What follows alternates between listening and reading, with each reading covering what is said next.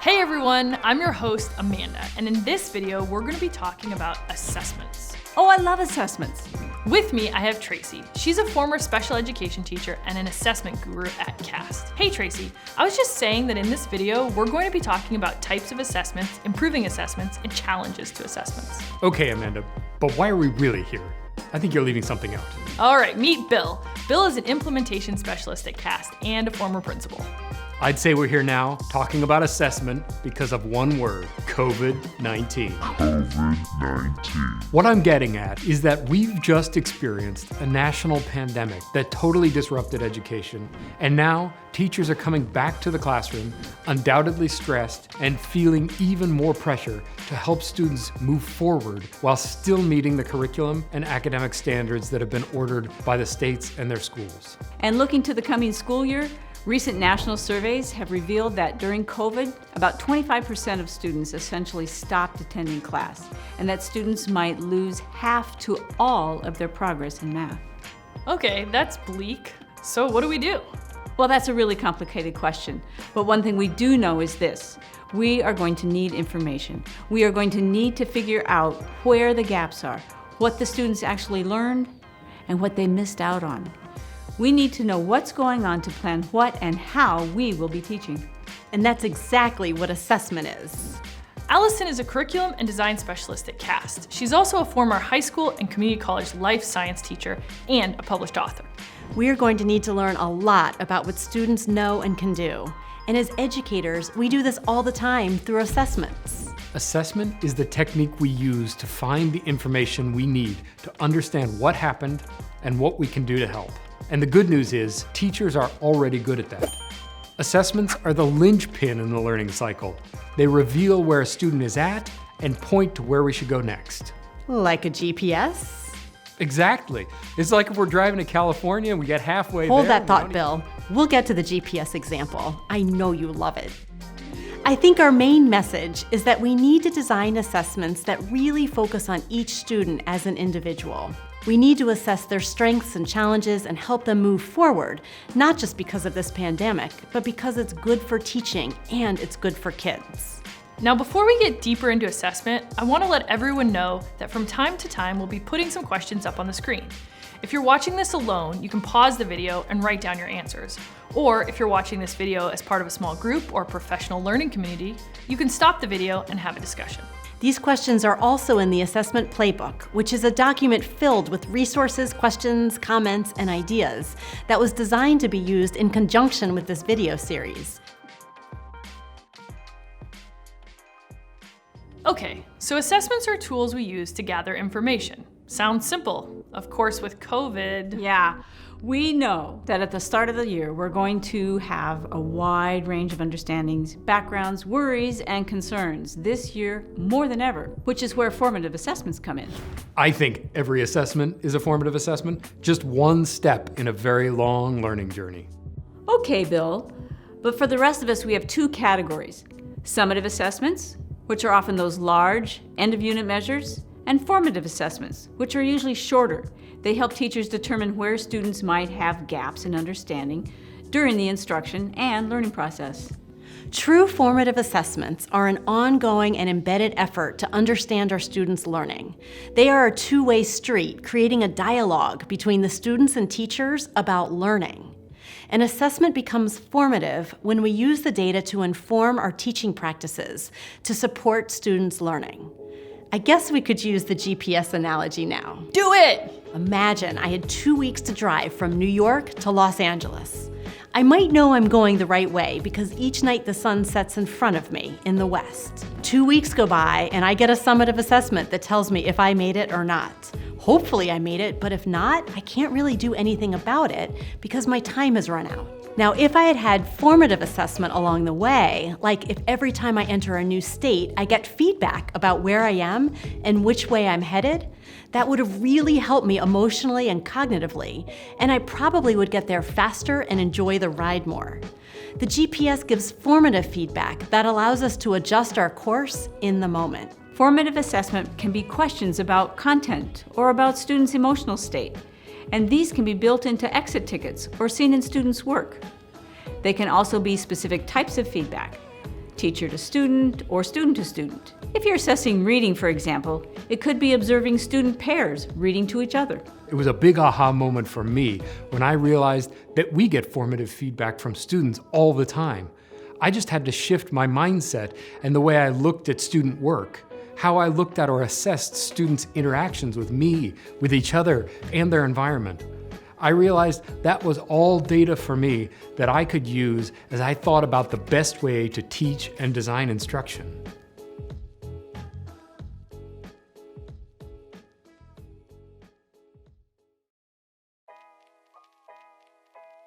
I have to admit that right now, when I think of assessments, I'm really just worried that my kids are going to start the year with a lot of gaps and that they're not going to do so well on the assessments I usually give them or on standardized tests. You know, Amanda, I think the term assessment has developed a frightening or negative kind of a context. Assessment is associated with accountability and high-stakes standardized tests, and that gets us obsessing about gaps. People often talk about achievement gaps or opportunity gaps or learning gaps, and they essentially mean a student has not demonstrated the level of learning that we would want to see at this point.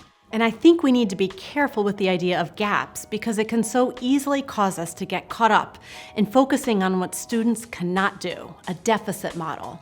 That can be a problem for many reasons, one being that students have to fail before they get help. I mean, if I'm a kid and I didn't do math for the last 5 months, I might resist just opening up and having a conversation about my gaps, or I might become really nervous if I knew I was going to get assessed right away on my math skills. If we aren't careful about how we gather information, we could communicate to students that we think they're going to be way behind at school, which can be detrimental to students' learning. Instead of focusing on the gaps in student learning or where they're supposed to be by now, what if we use assessment to find out where kids are and how they learn best so we can design to support their learning? But wait, to do this, we have to identify barriers. Okay, I'll bite. What's a barrier? Like a roadblock in our driving. Barriers in education are roadblocks in a student's learning environment that prevent them from reaching a learning goal. Barriers come in all shapes and sizes. Barriers could be in the background information or having instructions presented only one way, or even the social emotional demands of regulating during school. And sometimes barriers are built into the assessments themselves. All right, one kind of small silly barrier is the spirals that are on the left side of the notebook. Look, I'm left-handed. I had to handwrite all the way through elementary and middle school, and it was hard and laborious. The spiral! It wasn't until I learned how to type in high school that I could really develop my writing skills and focus on getting my point across rather than how sweaty my hand was, how much I was smudging what I wrote, and how much I hated handwriting. Bill, this is actually a great example, and it makes me think about a key point. Barriers are in the learning environment, not the student, and that's so important. As we design assessments, we need to start with the common assumption that there are barriers preventing students from accessing the learning, but these barriers are not in the students themselves. As a wise scholar once said, when a flower doesn't bloom, you fix the environment in which it grows, not the flower. So instead of trying to fix the student, we look for ways to improve the student's environment, which in this case includes removing barriers from our assessments. But barriers can also get in the way for teachers when it comes to designing good assessments. Definitely. Assessments are often associated with taking a lot of time and requiring a ton of grading. But it doesn't have to be that way. If we expand our notion of assessment to include anything that helps us gather information about where students are and how we can better help them learn, we find lots of ways to assess for learning that do not need to add a ton of time and grading, and it can be engaging. Right, totally. So we want to shift the mindset on assessment from a negative reflection on what we as teachers or students have accomplished or failed to accomplish, to seeing assessment as an integral part of learning and something we can share and discuss with students themselves.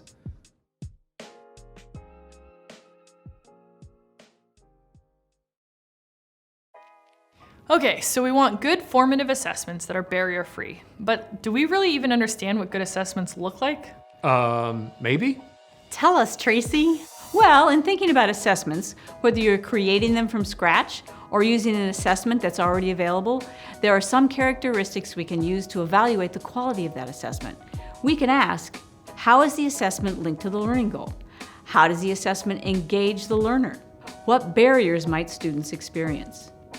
When we spend some time evaluating our assessments using those 3 questions, we find places where we can make small tweaks that significantly increase the quality of the assessment and improve the information we can gather from the assessment. We'll get into more detail on how to analyze assessments for barriers in our Designing and Evaluating Assessments video. But for now, let's do a rapid-fire list of our 7 favorite tips to ensure we are addressing these central questions.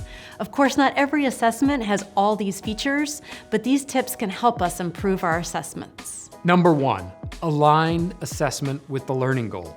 As Tracy mentioned, assessments should target very clear learning goals, and we need to ask if a given assessment, down to each question or item, is really assessing that learning goal. A lot of questions on assessments are going after too many things at once, or they end up mainly assessing how well the student understood the instructions, or how comfortable they are in a certain mode of presentation.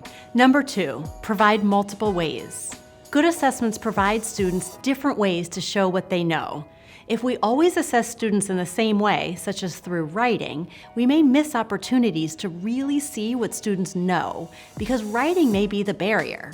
This makes it hard to really know if gaps are in student learning or are problems with the assessment itself. Sometimes we say this as high expectations but flexible means.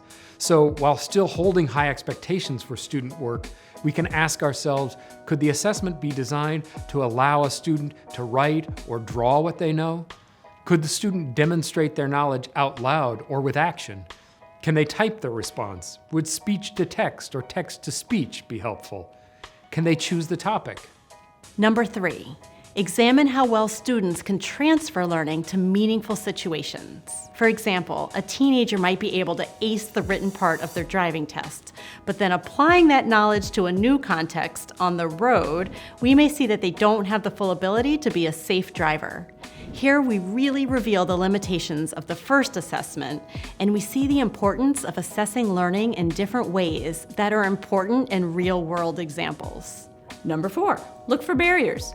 Assessments can be loaded with barriers. For example, does the assessment only make sense with certain cultural knowledge? Let's say of holidays, like Halloween or Christmas. Like, what the heck is a jack-o'-lantern? Number 5, empower students to learn how they learn. Good assessments empower students by helping them learn about their own learning process. When a student has a variety of ways that they can respond, both student and teacher will gain insights into how that student learns. When students are actively bought into their own learning processes, they may even start setting their own goals. We call this building expert learners. We want to look for ways to give over ownership or invite students into ownership of the assessment process, and the results of that are so powerful. Number 6, look for informal assessment opportunities. One of the silver linings of remote learning was that it pushed us to work with parents and families in new ways. Given the amount of school missed already and the potential for remote or hybrid learning in the future, parents and caregivers are critical sources of formative assessment information. This year, there's an opportunity to prioritize gathering information from parents as early as possible about what the experience of COVID was like for their child, asking parents and caregivers what worked best or didn't work during remote learning, and asking if their perspective on how their child learns changed during COVID. Even asking, how does your child like to communicate at home? This could be incredibly useful information. And number 7, provide frequent, timely doses of feedback. Good assessments provide frequent updates to teachers, and they also give frequent updates to students on how they are doing. If we only uncover a gap or misconception after the unit test, it can be too late for the teacher and student to address it in a meaningful way since we've moved on, just like the GPS.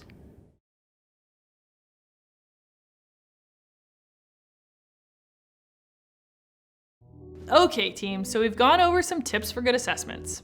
Now, can we talk about some examples we can use? I know a teacher who does daily check-ins with his high school students by having non-academic questions at the start of class. This helps him get to know his students over time and can offer insights into their emotional headspace that day. This formative assessment can lead to additional conversations with students about using the power tools that day. Going forward, this teacher will have flexible ways the students can answer the questions, out loud or privately, writing or drawing, and he can keep this going in remote learning. An example I like is an exit ticket strategy called Stoplight. It's a great way to have students reflect on their own learning, and the teacher can also use this strategy to inform future instruction. As students are leaving the class, they put a Post-it note on the green, yellow, or red part of a stoplight hanging on the wall. Putting it on green could be something like something you learned that day or something you're excited about. A yellow light is something you have a question about, and a red light is something that you don't understand or that stopped your learning. This formative assessment allows students to very directly help teachers to identify the barrier to instruction that they're experiencing.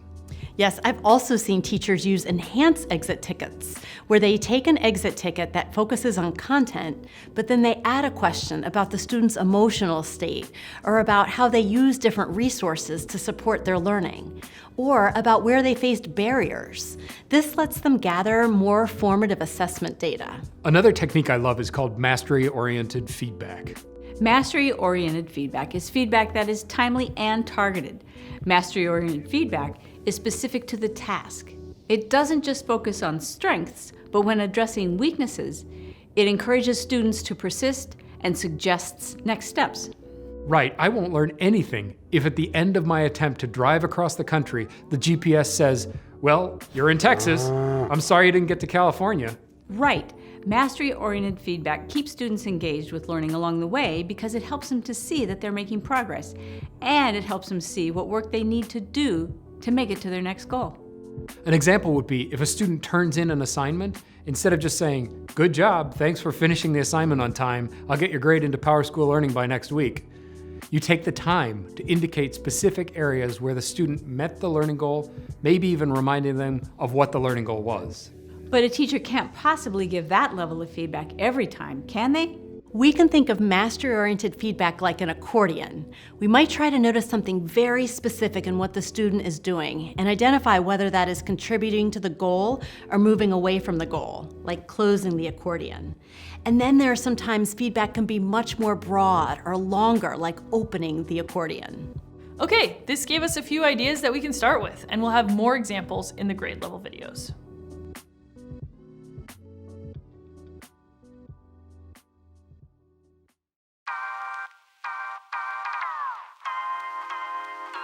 Well, we've covered a ton. If I had to break down the major takeaways, I'd say assessments provide information that we need to make sure students are moving forward with learning. Now's not the time for summative assessments.